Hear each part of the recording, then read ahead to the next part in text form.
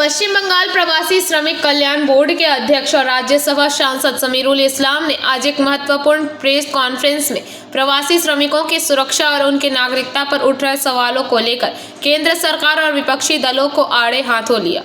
उन्होंने घोषणा की कि वे मतदाता सूची सुधार प्रक्रिया में प्रवासियों की शारीरिक उपस्थिति की अनिवार्यता के खिलाफ कानूनी रास्ता अपना सकते हैं। समीरुल इस्लाम ने कहा, ओडिशा और असम जैसे राज्यों में बंगालियों पर हमले बढ़ रहे हैं। अगर बांग्ला भाषा में बात करते हैं तो उसे बांग्लादेशी कहकर प्रताड़ित किया जाता है। मेरा सवाल है कि अगर बांग्ला बोलने वाला बांग्लादेशी है तो क्या हिंदी और उर्दू बोलने वाले पाकिस्तानी हैं?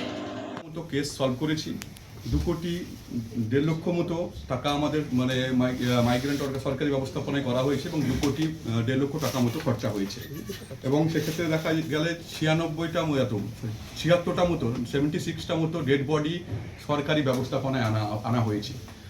আপনি দেখতে পাবেন না এটি আমাদের সরকার আসার আগে কোনোভাবে অনেক লোক আমাদের বাংলার অনেক লোক এর আগেও বাইরে কাজ করতে গেছে, তারাও মারা গেছে। কেউ কোনো ডেড বডি ট্র্যাক করতে পারতো না, কেউ মারা গেলে আনার মতো ক্ষমতা থাকতো না। এই সরকার আসার পর এই মাইগ্রেন্ট ওয়ার্কার ওয়েলফেয়ার বোর্ড তৈরি হওয়ার পর কিন্তু সরকারি ব্যবস্থাপনায় সব কিছু করা হচ্ছে।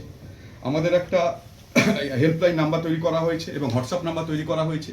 সেটা আমি হেল্পলাইন নাম্বারটা বলে দিচ্ছি 1800103009।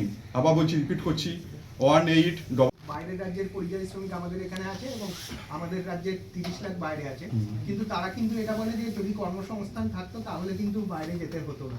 আচ্ছা, আমি আপনাকে একটা কথা বলি শুনুন। আপনাদের অনেক সাংবাদিক যারা বাইরে স্টেটে যায় তাদেরকে তাহলে এখানে মানে কর্মসংস্থান দেখুন আজকে কর্মসংস্থান বেঙ্গলে নেই যেটা বলছি, তার 1.5 কোটি মানুষ কি করে এখানে কাজ করছে? নিশ্চয়ই কর্মসংস্থান আছে। আর সেকেন্ড যেটা হচ্ছে কর্মসংস্থান থাক না থাক, আপনি বাংলায় কথা বলে মারার অধিকার দিয়েছে আপনাকে কেউ? আপনার অ্যাঙ্গেলটা কেন ঘুরাচ্ছেন যে বাংলায় কথা বলার জন্য মারবে কেন? আমার মেন পয়েন্ট কোনটা, যে বাংলায় কথা বলার জন্য তো মারছে। আজকে বাংলায় কথা বলার জন্য মারার অধিকার কে দিয়েছে? এটা যে ভাষাভাষী মানুষ দেশকে স্বাধীনতা এনে দিয়েছে। আজকে এটা আমাদের রবি ঠাকুরের মাটি, এটা আমাদের নেতাজি সুভাষচন্দ্র বসুর মাটি, এটা আমাদের মাতঙ্গিনী হাজরার মাটি, এটা আমাদের ক্ষুদিরাম বসুর মাটি। তাকে মারার অধিকার কে দিল? আপনি ब्यूरो रिपोर्ट PBTV न्यूज़।